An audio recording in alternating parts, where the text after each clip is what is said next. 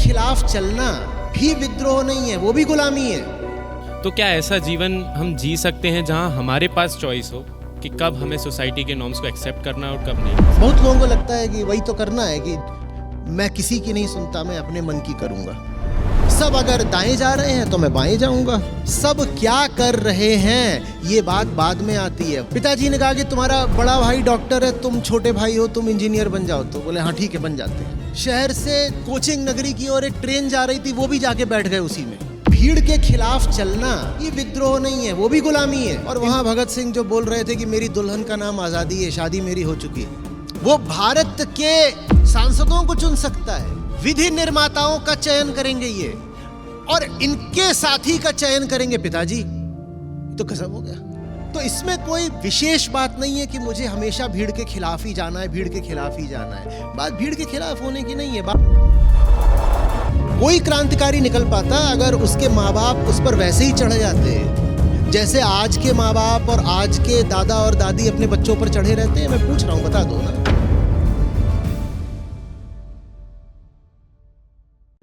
आचार्य जी, मेरा सवाल ये है कि हम देखते हैं समाज में दो तरह के लोग हैं। एक वो जो सोसाइटी की नॉर्म्स को बिल्कुल ही रिजेक्ट कर देते हैं, और एक वो जो सोसाइटी के नॉर्म्स को एक्सेप्ट कर लेते हैं। तो क्या ऐसा जीवन हम जी सकते हैं जहां हमारे पास चॉइस हो कि कब हमें सोसाइटी के नॉर्म्स को एक्सेप्ट करना है और कब नहीं? एकदम एकदम। क्योंकि अगर जैसे मान लें अभी मैं फर्स्ट ईयर में हूँ, आने वाले कुछ सालों में मेरे पिताजी मेरे से कहें कि शादी कर लो बेटा, तो एक इंसान ऐसा हो सकता है जो उसको एक्सेप्ट कर ले और एक मना कर दे। तो मना करने वाले को कुछ नुकसान भोगने पड़ सकते हैं, उसे परिवार से निकाल दें, उसे समाज में बोलें कि ये तो सुनता नहीं अपने माँ बाप की। तो उससे हम कैसे अपने आप को समझाएं कि अगर नुकसान हो भी रहा है तो वो हमारे ही फायदे के लिए? नहीं, देखो, ये जो दोनों ही संभावनाएं हैं, इनके केंद्र में कोई और है, दूसरा बाहर वाला। ठीक है कि मैं ठुकरा भी रहा हूं तो उनकी कही किसी बात को ठुकरा रहा हूं। जैसे पहला ही वाक्य बोला था ना कि कुछ लोग होते हैं जो सोसाइटी के बिल्कुल विपरीत चलते हैं, और कुछ लोग होते हैं जो सोसाइटी के बिल्कुल पीछे पीछे चलते हैं। इन दोनों के ही केंद्र में कौन बैठा हुआ है? देख दोनों किसकी ओर रहे हैं? सोसाइटी की ओर ही तो रहे हैं भाई। वाई अभी भी fx है, fx x भी हो सकता है और माइनस x भी हो सकता है। फर्क क्या पड़ता है? y है तो fx ही ना, माइनस x कर देने से कोई फर्क नहीं पड़ा। आप अभी भी डिपेंडेंट तो x पर ही हो। आपने बस माइनस x कर दिया और अपने आप को बोल दिया मैं तो रिबेल हूं, क्योंकि पहले fx माने होता था x, अब fx माने होता है माइनस x। तो मैं कौन हूं? मैं रिबेल हूं, मैं रिबेल हूं। तुम भूल गए कि तुम अभी भी डिपेंडेंट हो। तुमको दिखाई नहीं दे रहा कि तुम अभी भी फंक्शन किसके हो? एक्स के ही हो। बात आ रही? तो अच्छा, तो मैं कुछ और कर लेता हूं, मैं और बड़ा रिबेल हो जाता हूं। Minus x cube, minus x cube, कोई फर्क पड़ गया क्या? तुम सुपर एंटी सोशल हो गए अब, लेकिन फंक्शन तो अभी भी एक्स के ही हो। आ रही बात? क्या ऐसा हो सकता है कि मेरी एक्स पर डिपेंडेंसी ही खत्म हो जाए, कि dy/dx 0 हो जाए? क्या ऐसा हो सकता है? कांस्टेंट हो जाए, कुछ हो जाए, उसमें अब x ना बचे। क्या कर सकते हैं कुछ ऐसा हम? बात यह नहीं है कि अभी शादी का उदाहरण लिया, शादी अच्छी है कि बुरी है कि क्या है। बात यह है कि तुम्हें पता भी है कि वो क्या है, या तुम उसमें बस इसलिए भगे चले जा रहे हो, चाहे वो कैरियर हो या शादी हो या धर्म हो या रस्मों रिवाज हो या पॉलिटिकल ओपिनियन हो या कोई भी आइडियोलॉजी हो जो तुम्हें दे दी गई है, कोई भी बिलीफ सिस्टम हो जो तुमने पकड़ लिया है, तुम उसमें सिर्फ इसलिए चले जा रहे हो क्योंकि सब उसमें जाते हैं। विजडम का मतलब ये नहीं होता कि फलानी चीज को ठुकरा दूंगा। किसी चीज से विजडम का, किसी विषय से, किसी आइडियोलॉजी से, किसी इंस्टीट्यूशन से कोई ताल्लुक ही नहीं है। विजडम का संबंध सिर्फ और सिर्फ तुमसे है, तुमसे है। क्या मैं जानता हूं कि मैं क्या स्वीकार कर रहा हूं? क्या मैं ठीक ठीक समझता भी हूं? अगर ठीक ठीक समझते हो तो जो फिर हो सकता है कि समाज में सब उस दिशा जा रहे हो, तुम भी जा रहे हो, तो भी फर्क होगा, तो भी फर्क होगा। 100 अंधे चले जा रहे हैं एक तालाब की ओर, और तुम्हारे पास आंखें हैं अपनी, तुम भी चले जा रहे हो तालाब की ओर। दूर से देखने पर ऐसा लगेगा कि ये आदमी तो इन 100 की भीड़ के साथ है, इन 100 लोगों के पीछे पीछे चल रहा है। ऐसे ही लगेगा ना, ऐसे ही लगेगा ना। भीड़ के खिलाफ होना जरूरी नहीं है, आंख का होना जरूरी है। अगर तुम्हारे पास आंख है तो तुम में और उन 100 अंधों में बहुत मूलभूत अंतर है। बताओ क्या अंतर? यह है कि 100 अंधे अगर तालाब की ओर जा रहे हैं तो डूब मरेंगे। 100 अंधे अगर तालाब की ओर जा रहे हैं तो तालाब भी उन्हें बस डुबोने के ही काम आएगा, और तुम भी उन्हीं 100 अंधों के पीछे पीछे जा रहे हो। दूर से देखने पे लगेगा कि तुम भी भीड़ के हिस्से ही हो, पर तुम भीड़ के हिस्से नहीं हो, क्योंकि वो तालाब तुम्हारी प्यास बुझाएगा।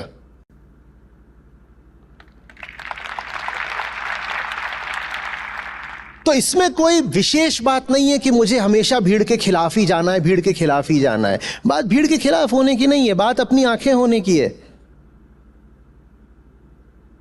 अध्यात्म सस्ता रिबेलियन नहीं सिखाता। बहुत लोगों को लगता है कि वही तो करना है कि मैं किसी की नहीं सुनता, मैं अपने मन की करूंगा। सब अगर दाएं जा रहे हैं तो मैं बाएं जाऊंगा, सब अगर मुंह से खाते हैं तो मैं कान से खाऊंगा। यह कौन सा अध्यात्म है? ये कौन सा अध्यात्म है? अध्यात्म का मतलब होता है सब क्या कर रहे हैं ये बात बाद में आती है, वाई एफएक्स है ही नहीं। सब क्या कर रहे हैं बात बाद में आती है। पहले मुझे यह देखना है कि मैं कौन हूं, और वहीं से ही पता चल जाता है कि मुझे क्या करना है। उसके बाद जो मुझे करना है, अगर वो बाकी लोगों के कर्म जैसा है तो भी ठीक, अगर वो बाकी लोगों के कर्म के विपरीत है तो भी ठीक, क्योंकि मेरा पहला सरोकार मैचिंग और मैपिंग है ही नहीं। भाई आप यहां पर 500,000 लोग जेई क्लियर करके आए होंगे कैंपस में फर्स्ट ईयर में। कितने का बैच है? 420।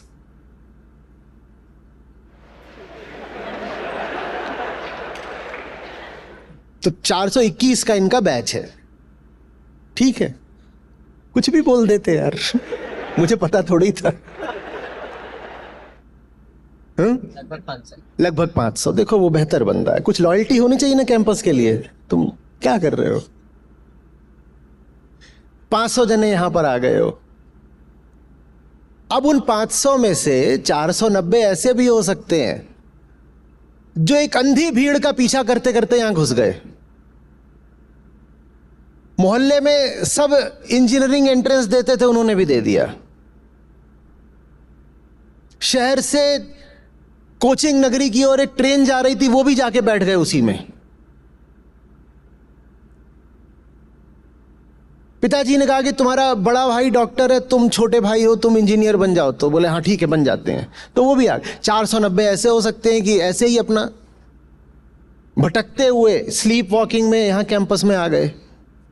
10 ऐसे भी तो हो सकते हैं जिन्हें दिखाई दे रहा है कि दुनिया को इस वक्त किस किस्म की इंजीनियरिंग की जरूरत है, जो अपनी आंखों से थोड़ी सफाई से देखते हुए आए हैं इस कैंपस में। अब सिर्फ एंट्री रजिस्टर को देखोगे तो ऐसा लगेगा कि 500 के 500 एक ही जगह तो आए हैं। नहीं, 500 के 500 आईआईटी इंदौर ही आए हैं, लेकिन 490 अलग हैं, 10 अलग हैं। और ये 10 जो हैं वो किसी भी जेई रैंक के और किसी भी डिपार्टमेंट के हो सकते हैं। बात ये नहीं है कि उनकी रैंक क्या है या किस अटेम्प्ट में आए या उनको डिपार्टमेंट क्या मिला है। बात ये है कि वो अपनी आंखों से देखते हुए आए हैं कि नहीं आए हैं। ये चीज है डिफरेंशिएटर। बात समझ में आ रही है? आपको ये थोड़ी कहना है कि पूरी दुनिया अगर आईआईटी जा रही है तो मैं क्यों जाऊं, मैं विद्रोही हूं। तो तुम कहां जाओगे? ये तो सोचा नहीं। हाँ मैं विद्रोही हूं ना, तो मैं टीआईआई जाऊंगा। ये क्या पागलपन है?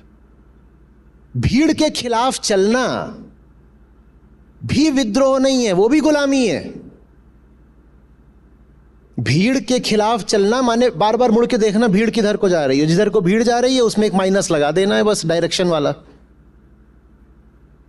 वो भी तो गुलामी ही है ना।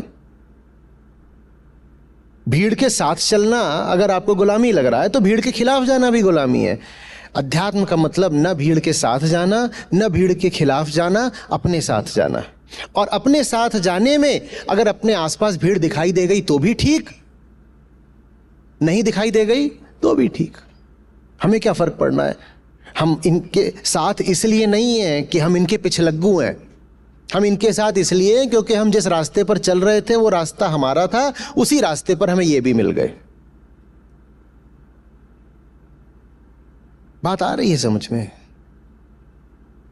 अब शादी वगैरह करनी है कि नहीं करनी है ये पिताजी कैसे बता सकते हैं। ज्यादातर तो जो पिछली पीढ़ी है उसको यही नहीं पता था कि उसे शादी कैसे करनी है। ये जो आजादी के बाद की हमारी 2-3 पीढ़ियां हैं, पिताजी की और दादाजी वाली जो पीढ़ियां हैं तुम लोगों से, ये बहुत नायाब और लाजवाब पीढ़ियां हैं।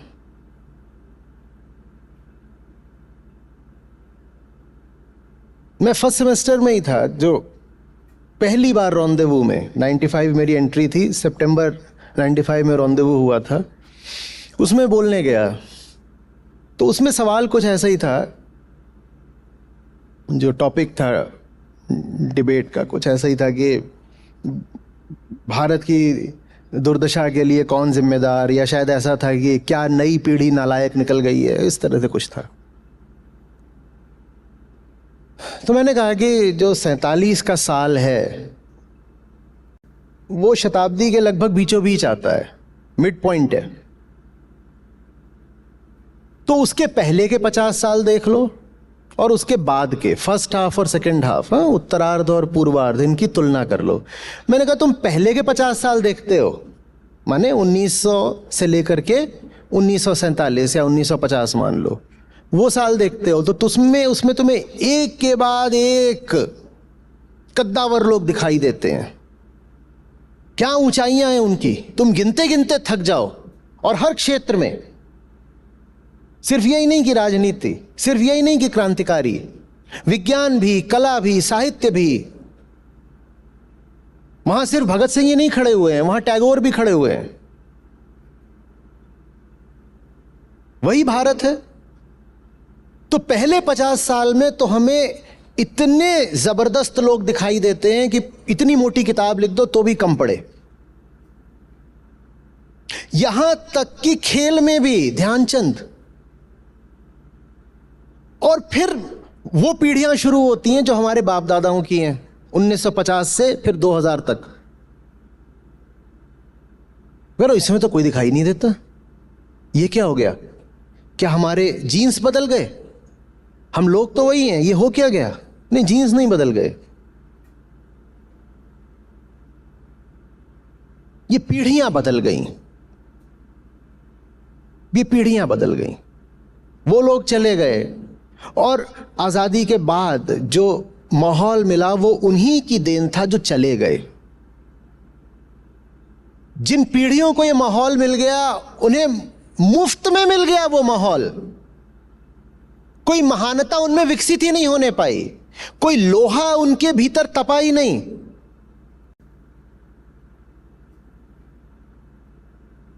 और वही पीढ़ियां हैं जिनको हम कहते हैं कि हमारे पेरेंट्स और ग्रैंड पेरेंट्स। इन पीढ़ियों में आपको आजाद दिखाई देते हैं, भगत सिंह दिखाई देते हैं, सुखदेव और राजगुरु दिखाई देते हैं। इन पीढ़ियों में तो बस ये दिखाई देता है कि बेटा जल्दी से सोशल परमिशन ले लो, कोई भी तुम्हारी जॉब लग जाए और शादी करके सेटल हो जाओ। इन पीढ़ियों में तो यही दिखाई देता है ना। और वहां भगत सिंह जो बोल रहे थे कि मेरी दुल्हन का नाम आजादी है, शादी मेरी हो चुकी। यहां बस यही चल रहा है कि मेरा नन्हा मुन्ना, मेरा लाडला, खूब खा ले बेटा, तेरे गाल मुलायम मुलायम गोरे गोरे रहे। और वहां भगत सिंह कह रहे हैं 23 साल का हूं, जानबूझकर मरना चाहता हूं।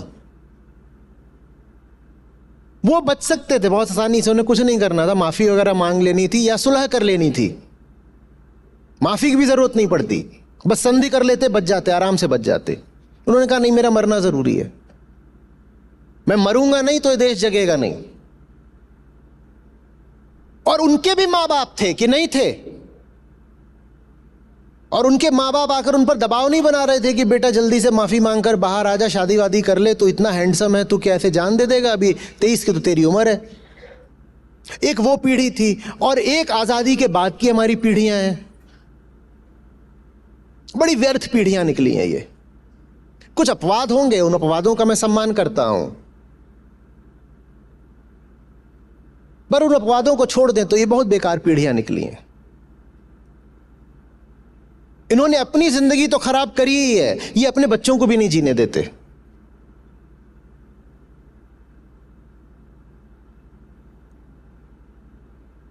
कोई क्रांतिकारी निकल पाता अगर उसके मां बाप उस पर वैसे ही चढ़ जाते जैसे आज के मां बाप और आज के दादा और दादी अपने बच्चों पर चढ़े रहते हैं। मैं पूछ रहा हूं, बता दो ना। और भारत तब बहुत गरीब था, बहुत बहुत ज्यादा गरीब था, लेकिन फिर भी दुनिया में भारत का हर क्षेत्र में कुछ नाम था। प्रयोगशालाएं नहीं थी, लैब्स नहीं थी, ना आईआईटीज थे, ना आईएससीज थे, ना टाटा इंस्टीट्यूट्स थे, कुछ नहीं था। लेकिन साइंस में बहुत बड़े नाम आपको मिल जाएंगे 1950 से पहले के, भारतीय नाम। बोसॉन्स किसके नाम पर है?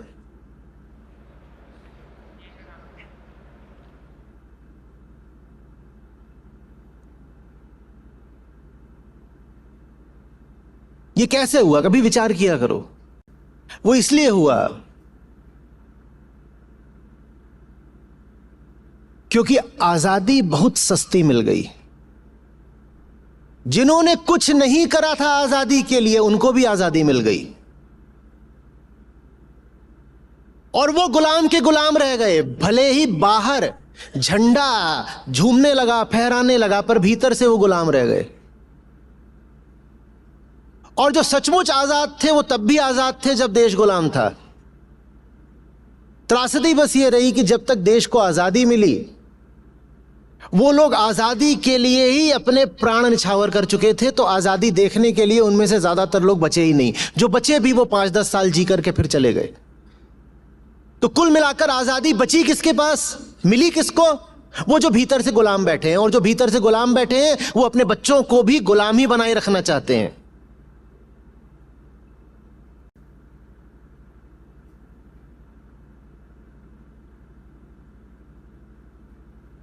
तो मैं क्या बोलूं कि अरे आप अगर पिता हैं तो आपको प्रसन्न होना चाहिए कि आपका बेटा या बेटी यहां पर आईआईटी में आ गया है। आपका पितृत्व तो सार्थक हुआ, हो गया। वो एडल्ट है, वो वोट देने लग जाएगा अगले साल से। 18 के तो हो रहे होगे। वो भारत के सांसदों को चुन सकता है, विधि निर्माताओं का चयन करेंगे ये, और इनके साथी का चयन करेंगे पिताजी। ये तो गजब हो गया। भारत की संसद ये चुनेंगे और इनका बेडरूम पिताजी चुनेंगे।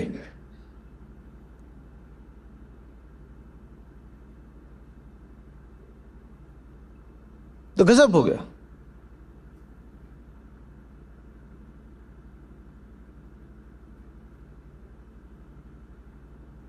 आपको फक्र होना चाहिए कि आपने औलाद पैदा करी जो पढ़ लिख करके, कुछ अनुशासन दिखा करके, कुछ काबिलियत दिखा करके एक बहुत अच्छे कैंपस में आ गई है। अब उसे जीने दो, उड़ने दो,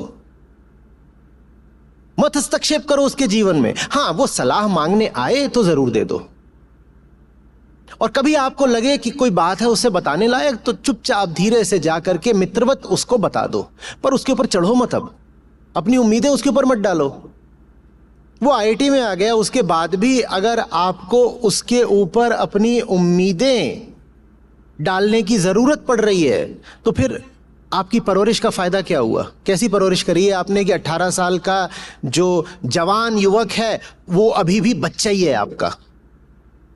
उसको बच्चा बोलना छोड़ दो, वो बच्चा नहीं है, तुम बच्चे हो। इनके दोस्त यार और बता देंगे कि ये कितने बड़े जवान हो चुके हैं, पर माँ बाप को यही लग रहा है कि ये तो अभी बच्चे हैं। बात भी ऐसे ही होती है, बच्चे आ गए, बच्चे आ गए। ये तो यही है, 30-30 साल वाले होते हैं, वो यूपीएससी की तैयारी कर रहे होते हैं, उनके टीचर उनको बोल रहे थे मेरे यहाँ यूपीएससी के बच्चे हैं। मतलब शर्म नहीं आती? ये तुम गाली दे रहे हो उन जवान लड़कों को और लड़कियों को, उन्हें बच्चा बोल करके। तुम उनका इन्फेंटिलाइजेशन कर रहे हो, तुम उनको बच्चा बनाए दे रहे हो। और किसी इंसान के साथ इससे बड़ी नाइंसाफी नहीं हो सकती कि तुम उसे बच्चा बना दो। जिंदगी मिली है बड़ा होने के लिए, और यहां तरीके तरीके से आपको बच्चा बनाए रखने का प्रयास किया जा रहा है।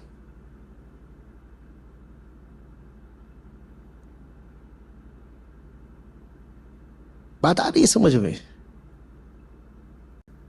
शरीर से ये पुरुष है, इसके जीवन में कोई स्त्री आनी होगी तो आ जाएगी ना। प्रकृति ने 1 और 1 के अनुपात में स्त्री पुरुष पैदा करे हैं भाई। इतना बड़ा मुद्दा कैसे हो गया कि इसके साथ जिएगा, किसके साथ मरेगा, शादी करेगा कि नहीं करेगा? करनी होगी तो कर लेगा, होनी होगी हो जाएगी। प्रकृति ने व्यवस्था कर रखी है। और यही नहीं कि प्रकृति पर सिर्फ 1 और 1 का अनुपात है, हर डेमोग्राफिक में, हर एज ग्रुप में, हर ज्योग्राफी में 1 और 1 का अनुपात है।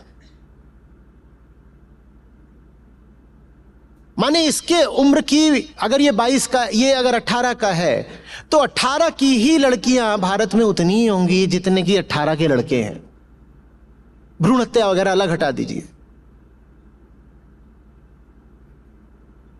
प्रकृति ने खुद ही ये 30 तय कर रखी है, उसमें काहे के लिए आप परेशान हो रहे हो? आप अगर वास्तव में पिता हो, माता हो, अभिभावक हो, शुभेच्छु हो, तो आपको उसकी चेतना की ओर ध्यान देना चाहिए।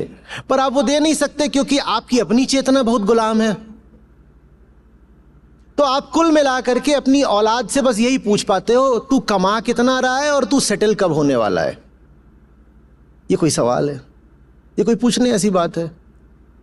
ये ह्यूमिलिएशन है, ये बेइज्जती है। 18 साल के लड़के या लड़की से कोई भी अगर ये पूछे कि तुम्हारे मैरिज के क्या प्लान्स हैं, तुम्हारी सेक्स लाइफ कैसी चल रही है, तो ये बदतमीजी से किया गया हस्तक्षेप है, ये ट्रांसग्रेशन है, ये इंट्रूजन है। ये बर्दाश्त नहीं किया जाना चाहिए किसी भी सभ्य और चैतन्य समाज में। पर हम ना सभ्य हैं ना चैतन्य हैं, हम बस भीतर से गुलाम हैं, हम डरे हुए लोग हैं। हम किसी से जाकर कुछ भी पूछ लेते हैं। शादियां हो जाती हैं, वहां जाकर के लोग लड़कियों से पूछ रहे होते हैं, और अब पोते का मुंह कब दिखाएगी? आओ सीसीटीवी लगा दो मेरे बेडरूम में। मुंह ही नहीं, सब देख लो, क्योंकि नीयत तो तुम्हारी वही है। तुम्हारी हिम्मत कैसे हो गई ये सवाल पूछने की? ये बहुत बहुत निजी मसले होते हैं। कौन मेरे जीवन में आएगा, कौन नहीं आएगा, इससे किसी और को क्या मतलब?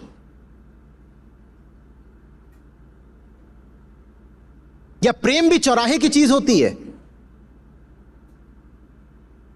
प्रेम भीड़ में करोगे, जनता की अनुमति लेकर के।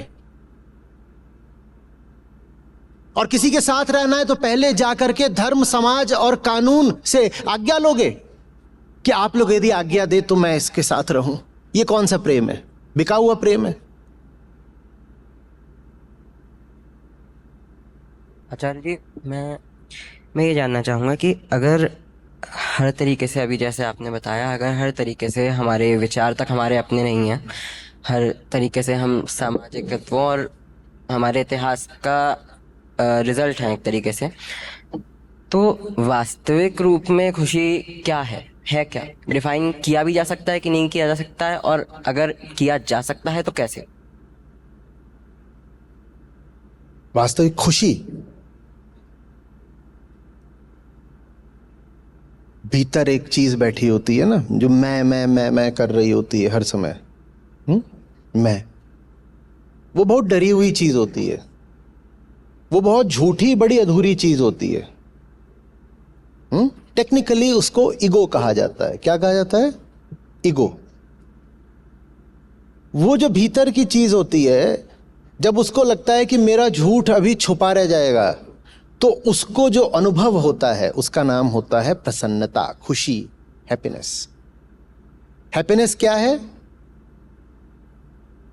ईगो के अपने झूठ पर पर्दे का और भारी हो जाना।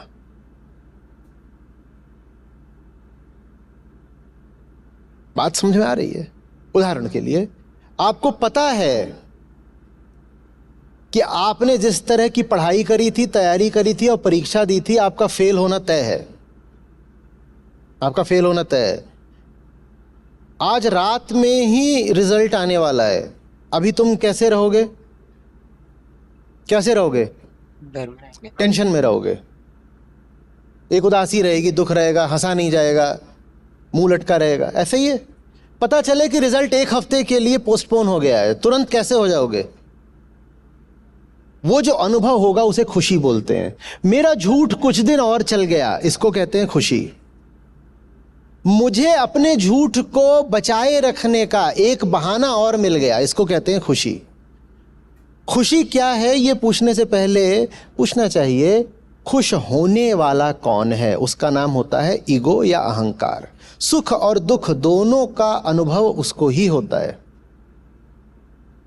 तो इसीलिए दुनिया भर का जो दर्शन है, जो विजडम लिटरेचर है, उसने आपको कभी नहीं कहा है कि खुशी के पीछे भागो। उसने कहा है कि सुख और दुख दोनों जिसको अनुभव होते हैं उसका मिटना आनंद है।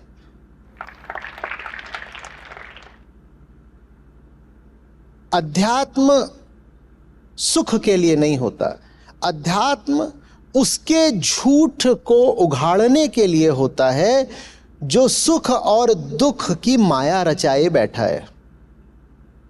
सुख और दुख दोनों अहंकार के लिए होते हैं, और अहंकार का न रहना आनंद है। बात आ रही है समझ में? सुख भी बस दुख की छाया में ही पनप सकता है। एक हफ्ते के लिए रिजल्ट पोस्टपोन हो गया, तुमको पता था तुम फेल होने वाले हो, तुम सुख अनुभव करोगे क्योंकि तुम अभी दुखी थे। दुख जितना गहरा होगा सुख भी उतना ही गहरा होगा। तुम्हें सुख का अनुभव करना है तो अपने आप को दुखी कर लो, दुख जैसे ही हटेगा बहुत सुख लगेगा। अब तुम्हारे ही साथ कोई और था जिसको पता था कि वो फेल नहीं होगा, वो पास होगा। जब उसको पता चलेगा कि रिजल्ट पोस्टपोन हो गया तो उसे कोई खुशी नहीं होगी। खुश होने के लिए भी पहले दुखी होना जरूरी है। खुश होने के लिए दुखी होना जरूरी है। तो जो कोई बोले कि मैं इतना खुश हूं, इतना खुश हूं, इतना खुश हूं, वो वास्तव में यही कह रहा है कि मैं कितना दुखी हूं, कितना दुखी हूं, कितना दुखी हूं। तुम्हें प्यास बहुत लगी हो, तुम्हें पानी पिलाया जाए, तुम्हें क्या अनुभव होगा? सुख। तुम्हें प्यास लगी ही नहीं, तुम्हें पानी पिला दिया जाए, तुम्हें कुछ भी अनुभव होगा? सुख अनुभव होने के लिए दुख का गहरा होना जरूरी है। और जो तुम्हें सुख अनुभव होता है, दुख उसमें छिपा होता है, क्योंकि सुख के पल में भी दुख कहीं चला नहीं गया है, बस पोस्टपोन हुआ है। आगे की ओर ढकेल दिया गया, उसको लंबित कर दिया, उसको अग्रेषित कर दिया है। सुख जब भी मिल जाता है हमको, हमारा सुख तो हमेशा ऑब्जेक्ट डिपेंडेंट होता है। सुख मिलना, कोई ऑब्जेक्ट मिल गया, जो भी आपको ऑब्जेक्ट मिल गया, क्या वो सदा के लिए मिला है? सुख के साथ सदा ये आशंका आती है कि सुख कहीं छिन न जाए, ये दुख है। और दुख के साथ सदा ये आशा रहती है कि सुख आ जाएगा।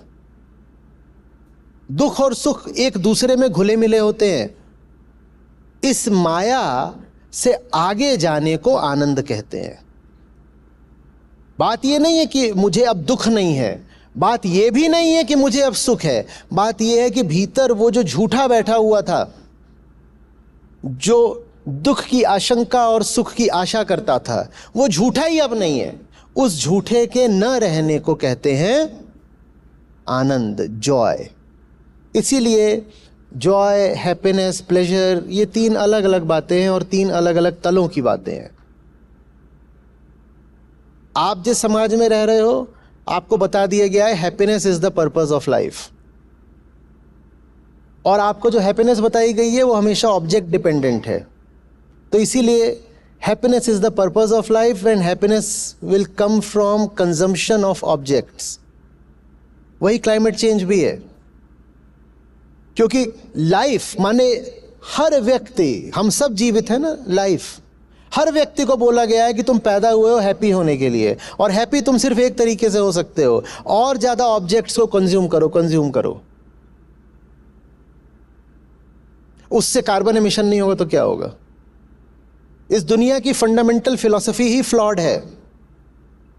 जहां कहीं भी सुख की होड़ होगी वहां विनाश होगा ही होगा। सुख और विनाश बिल्कुल साथ साथ चलेंगे।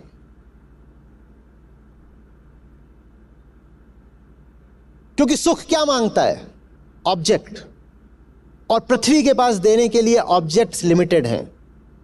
तुम कह रहे हो कि मैं सक्सेसफुल तभी हूं जब मुझे ऑब्जेक्ट्स मिल गए। ऑब्जेक्ट्स कहां से लाओगे? प्लैनेट का तो फाइनाइट साइज है, तो तुम्हें पूरे प्लैनेट को डिस्ट्रॉय करना ही पड़ेगा सुख के लिए। बस यही है क्लाइमेट क्राइसिस, और कुछ नहीं। इसका कोई समाधान नहीं है शिक्षा के अलावा। जब तक ये जो लोग धार्मिक संस्कार घुसे हुए हैं पूरी दुनिया के भीतर, इनको उखाड़ कर फेंक नहीं दिया जाता, आप पृथ्वी को नहीं बचा सकते। सुख ही इस ग्रह का विनाश है। Happiness is super violent and super afraid. Happiness trembles even in its laughter.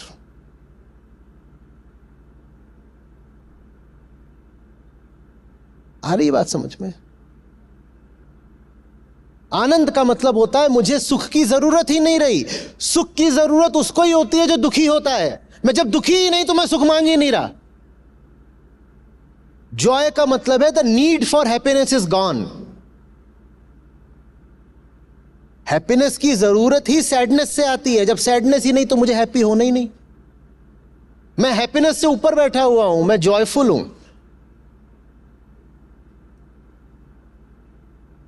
एक साइलेंट जॉय होता है जिसमें दांत फाड़ने की जरूरत नहीं होती।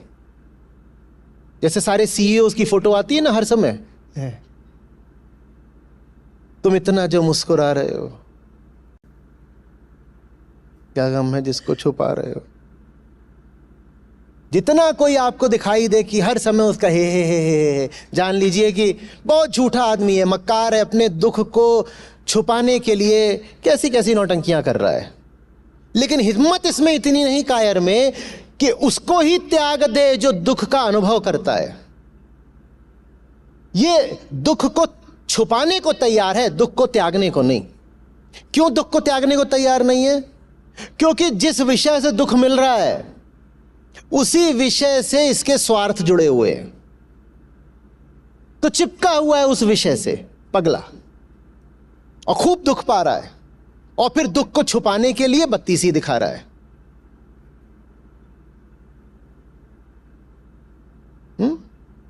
आपको खुशी होगी इस नाते जो हमारी अपनी ऐप है जिसमें हमारे गीता और बाकी सब कार्यक्रम चलते हैं। यहाँ पर बुद्ध हैं, गीता है, उपनिषद हैं, अष्टावक्र हैं। ये मुझे मिले, मेरी ज़िंदगी बदली, ये तुम्हें मिलेंगे, तुम्हारी ज़िंदगी भी बदलेगी। सच पूछिए तो मतलब लाखों नहीं तो कम से कम हज़ारों ज़िंदगियाँ तो हैं जो बिल्कुल बदली हैं। 2 लाख से अधिक गीता प्रतिभागियों के साथ जुड़े आचार्य प्रशांत ऐप पर पहला महीना बिल्कुल फ्री गीता मिशन का पूरा एक्सेस। ऐप पर आपको मिलेंगे नियमित लाइव सत्र, हर दिन आचार्य प्रशांत के विशेष संवाद, गीता कम्युनिटी का एक्सेस, गीता परीक्षा, चयनित समाचार, ऑडियो बुक्स, कोट्स और भी बहुत कुछ। गूगल प्ले स्टोर या एप्पल ऐप स्टोर पर आचार्य प्रशांत सर्च करें और अभी डाउनलोड करें।